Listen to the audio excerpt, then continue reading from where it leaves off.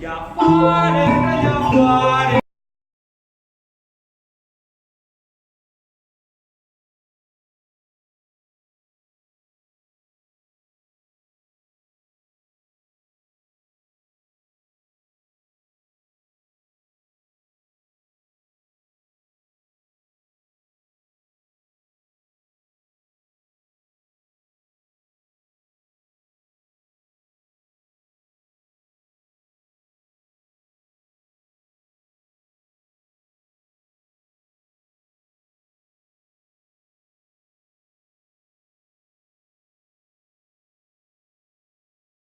Y tú, eres una niña tan malcriada que conoce a Latín cuando es un don nadie y se enamora de él cuando es príncipe. ¡Qué casualidad!, ¿no? Que vaya mato este. Déjalo, déjalo. A este no lo quiere ni su loro, que das mucha pena. ¡Mi loro! Normal, esto fue todo. Pero queréis dejarme en paz.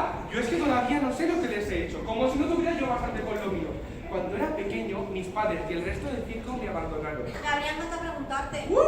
Yo solo tuve que abrirme paso en la vida, y cuando por fin me estaba ganando la confianza del gran sultán, nace la chunga esta, y se lleva todo el protagonismo. Y para colmo, luego llega su amorcito. ¡Deja de hacerme bullying, campero! Pero ¿cómo vamos a dejar de hacer eso? ¿Tú sabes lo divertido que es meterse contigo? Que guardar la compostura en la peli aburre, ¿vale? Estaba ya harta hasta de la alfombra. Patético, que eres un patético. Encima haciéndonos creer que es malo con sus trucos de magia baratos. Con que trucos demasiado baratos, ¿eh? Ahora veréis.